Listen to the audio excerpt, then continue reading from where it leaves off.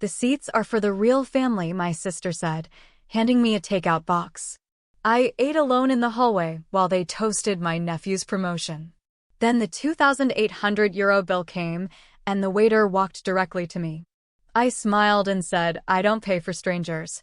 My name is Andres. I'm 36 years old, and I used to think that if you did enough for your family, paid the bills, attended the events, smiled at the insults, they would eventually appreciate you. But it turns out all you get is a folding chair in the hallway and a box of lukewarm pasta while everyone else toasts with champagne glasses."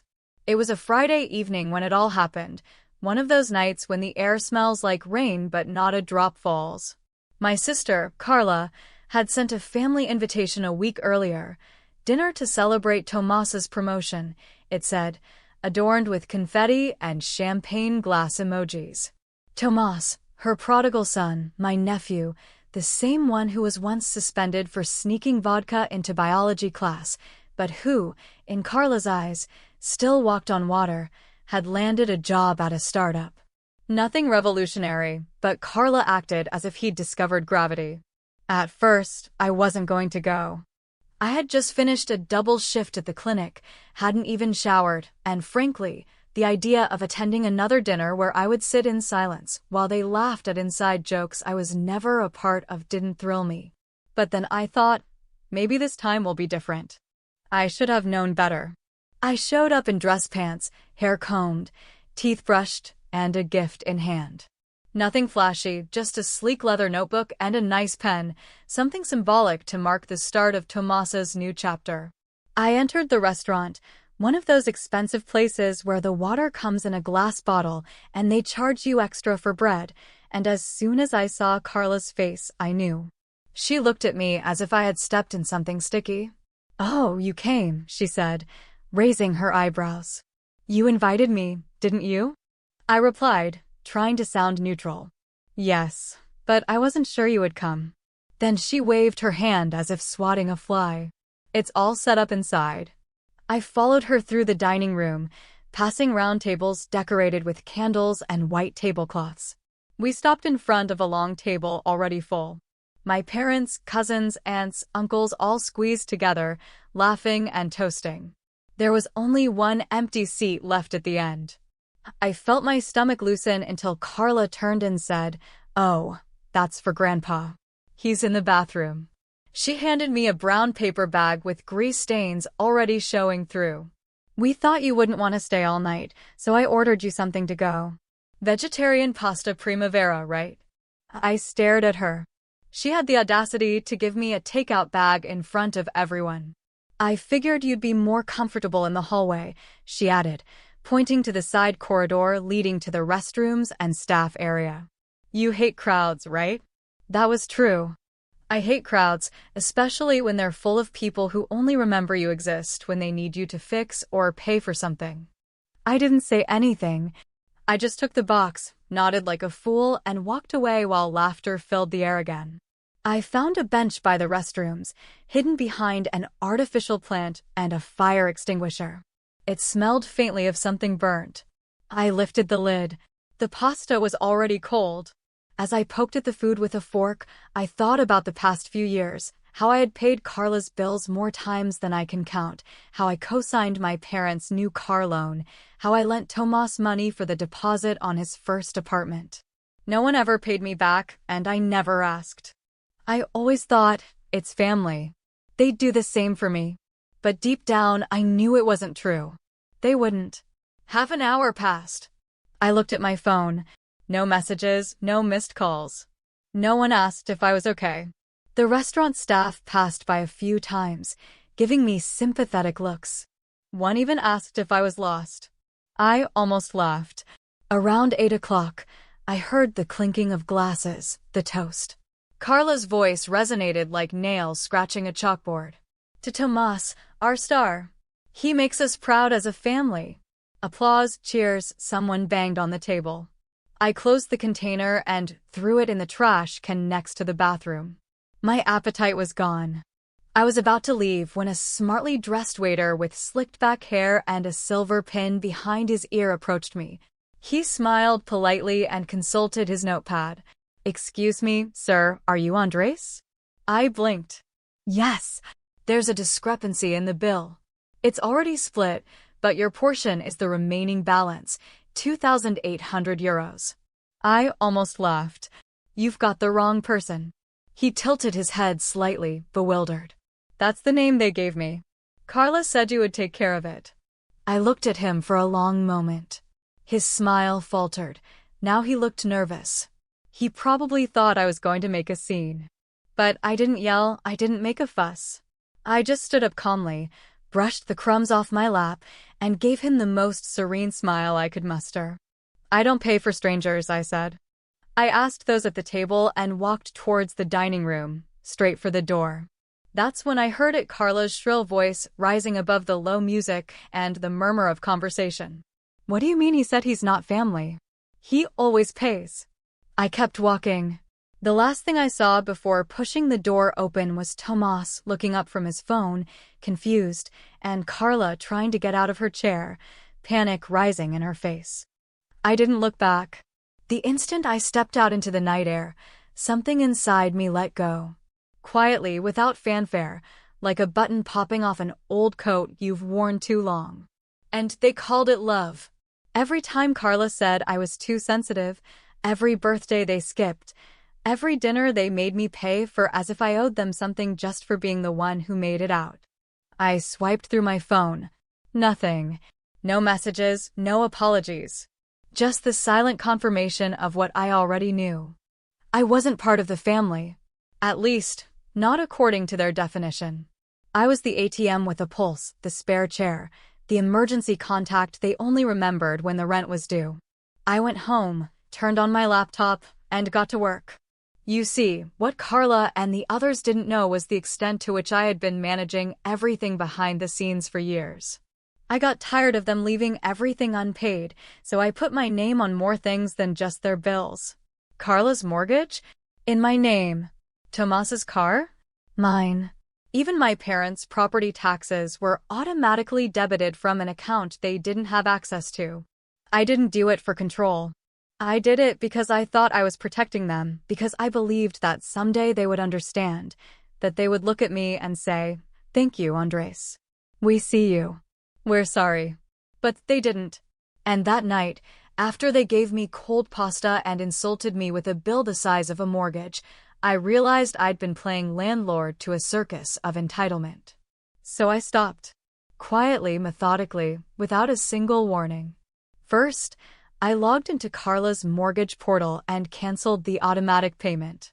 I let the next due date approach without touching it, knowing that in about 12 days a red alert would go off. I also scheduled the delivery of those documents you have to sign upon receipt, so she'd know the house would officially be back in my possession within 60 days if she didn't pay. And here's the kicker. Carla never read the fine print of the contract I made her sign when I saved her from foreclosure 4 years ago. She thought I'd simply helped her, but no, I bought it outright. Her name was only on it as a legal tenant. I was the owner. Next, I reviewed Tomas's car loan. I made the down payment, covered the installments for the last 16 months, and made sure he never saw a single bill. He bragged on social media about how he bought it himself. Started with nothing, now I have this, or some equally pathetic nonsense. I cut off the payments, scheduled the car's repossession. I even called ahead to make sure they did it first thing in the morning, just as he was getting ready to go to work, feeling important with his startup batch. Then I took care of my parents' utilities. Gas, water, electricity, all in my name, all paid automatically. I canceled everything. It took 5 clicks. And just in case, I added a note to each account. Do not reactivate without owner consent. They'd have to call me to get their lights, water, or gas back on, which, of course, I wasn't going to do. When I finished, it was almost 3 a.m. Then, for the first time, my phone vibrated. Carla had texted, "Where did you go?" Then she wrote, "The waiter says you left without paying." I had to put it on my card. You could have warned me. I didn't answer. 10 minutes later. This isn't funny. You know how tight things are right now. Mom said you'd cover it. I remained silent. Then came Tomas. Hey man, can you spot me some cash until Friday? Card got declined at the gas station. Weird. Then my mother. Why are the lights off? Did you forget to pay again? Can you call the company? Your father is getting angry. By morning, I had 27 missed calls. By noon, 42. I silenced my phone. I put on music. I took the day off. I even went for a walk for the first time in years. I felt light. It took less than 2 days for the storm to break. First, Carla called, right at dinner time, knowing I'd be free. When I didn't answer, she left a voicemail. Her voice was tense, trying to sound calm, but with a barely concealed tremor. Andres, well, I got a letter from the bank. Something about a default notice. I'm sure it's a mistake, but can you call me back ASAP? I saved the message. I didn't respond. The next day, Andres, this is serious. The mortgage company says they're sending someone to assess the property. Are you really going to do this to your own sister? Then came the text messages. My favorite was a screenshot of her bank account with a negative balance of 1,850 euros accompanied by the phrase, happy now. As if her financial ruin should make me feel guilty, as if I hadn't been plugging that sinking ship for years. Tomas wasn't much better. He sent a long, chaotic message, as if he wasn't breathing while writing. Dude, my car is gone. Literally gone. Some guy came with a tow truck at 6:30 this morning and took it. I called the police, and they said it was a voluntary repossession. What's wrong with you, man? You said you had it covered. You always pay. Why are you doing this now? I didn't respond. Instead, I went to the gym, had a smoothie, took myself out for sushi. You'd be surprised how quiet everything becomes when you finally stop fixing the lives of people who never said thank you. And how loud things get when that silence stretches. The next real blow came on Wednesday. My parents showed up at my house. I live in a quiet townhouse on the outskirts of the city. Nothing fancy, but it's mine. Paid for, clean, no other name on the deed. I was folding laundry when I saw them through the peephole. Fernando in his usual windbreaker, arms crossed as if he was protesting, and Rosa with that tense expression she uses when she's rehearsing something manipulative. I didn't open the door. I turned up the volume on the TV and sat on the sofa. They rang 4 times. On the 5th, Fernando muttered something I couldn't hear. Then I saw Rosa take out her phone and start typing. Seconds later, mine vibrated on the coffee table. We're outside. Can we talk? And then, Andres, this isn't how a family works. And finally, you're acting like a stranger. Stranger. That word sat heavy in my chest. I stared at it on the screen. Then I looked through the peephole again. They were still there, shivering a little in the wind, as if showing up in person was enough to erase everything that came before. I texted back, strangers don't pay your mortgage or cover your bills or eat takeout in hallways while you toast someone else.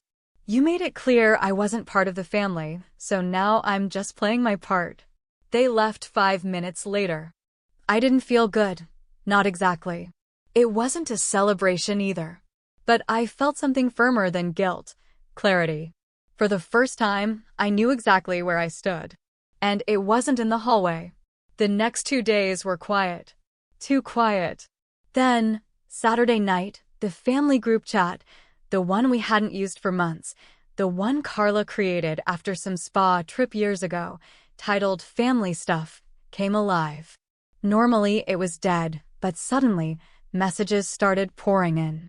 Carla wrote, "Does anyone know if Andres is planning on coming tomorrow?" Uncle Emilio replied, "Coming where, Carla?" "Dad's birthday at the house, 3 p.m. Cousin Natalia wrote, "I thought he wasn't invited?" Carla, "That's not the point. It's still Dad's birthday. He needs to be there." Tomas is ignoring me, too. My lease is up next month, and I need help with that. He won't answer. Then Carla tagged me directly and wrote, "Can you stop being so childish? You made your point. Let's move on from this." For Fernando. I didn't respond. An hour later, another voicemail, this time from Fernando. But it was different. His voice was low, tired. Andres, I know you're angry, and I don't blame you. I'm not proud of what happened at the restaurant. I should have said something. I should have told them to stop. But I didn't. I just stood there, like always. That's on me. But if you don't show up tomorrow, that's on you. Just think about it. That's all I'm asking. I listened to it twice. And a third time, just to catch that slight tremor in his voice. Guilt has a funny way of disguising itself as honesty. I sat with it. I considered showing up. And then Sunday came, and with it, something else. That morning, while I was still in bed, I received a delivery. A large white envelope with my name printed in bold letters, no return address. Inside were two things, a handwritten letter and a copy of a legal document. The letter was from Carla, written in a hurry, the handwriting cramped, as if she had composed it through gritted teeth. It started as an apology, but midway through, the tone shifted. I was just trying to make the night about Tomas, she wrote. It wasn't personal. But your little stunt has put me in a terrible position. The bank won't stop calling. The mortgage is in default, and now Mom and Dad are mad at me. You need to fix this, please. And the best, or worst, part came at the end. Uncle Joaquin says we might have grounds to contest. He has a lawyer friend who looked over the paperwork and thinks there's a loophole if we challenge the property transfer. I stopped reading. I picked up the legal document. It was, indeed, a notice of legal intent. Carla was going to contest the mortgage agreement, claiming she was misled. She'd hired a lawyer. She was going to fight me. After everything I had done for her. After paying bills, co-signing loans, years of silent sacrifices. She wanted to keep the house. And that's when I understood something. They never wanted me to be part of the family. Not really. They just wanted access. And now they were going to learn what it meant to lose it. I didn't react immediately. I didn't call Carla. I didn't show up screaming. I didn't write a sarcastic text that she could screenshot and use as proof that I was the bad guy. I sat in my kitchen, the letter and the legal notice open in front of me. Steam rose from a coffee I'd forgotten I'd made. She did it. After all of that, that was her play. It wasn't enough to humiliate me, take my money, and give me a bag of takeout while they toasted the real success. Now that I'd finally said no, they thought they could force me back into their world with legal pressure. I stared at the envelope for a long time, and something inside me settled. It wasn't anger or hurt. It was something colder, quieter, like a final door clicking shut. I picked up the phone and called my lawyer, Raquel. We've worked together for years. One of the few people in my life who never sugarcoats anything. Andres, she said, answering on the second ring. Everything okay? Yes, I replied, but I need something to be very clear on the record. Tell me. I want to initiate full foreclosure proceedings on Carla's house, I said, my voice neutral. And I want it ironclad. No delays, no extensions. It's already overdue. And now she's trying to contest the ownership? We'll move this before she pulls another stunt. There was a pause, then a short sigh. She really did that? Yes, she did, I said, getting up and pacing the room. And I want to make sure that when the papers arrive, they arrive with weight. No loopholes, no margins. And Raquel. Yes, I want them served during the birthday party. Raquel didn't ask questions. She just said, done, and hung up. That same Sunday afternoon, while everyone was gathered at my parents' house, drinking cheap wine and pretending everything was fine, a silver Lexus pulled up to the curb. A man in a dark gray suit got out of the car, checked his watch, pulled a thick envelope from his briefcase, and walked up the porch steps. Carla opened the door. Later, thanks to some security footage sent to me by Pedro, a neighbor who owed me a favor, I could see it all. She was smiling as she opened the door until he said her name and handed her the documents. Carla took them, started to leaf through them slowly, and you can clearly see the moment her mouth drops open and her eyes start darting back and forth across the legalese. Then she dropped the envelope. tried to hand it back. He just nodded, walked back down the steps, and got back in his car. Game over. That night, my phone exploded again. Missed calls, voicemails, furious texts.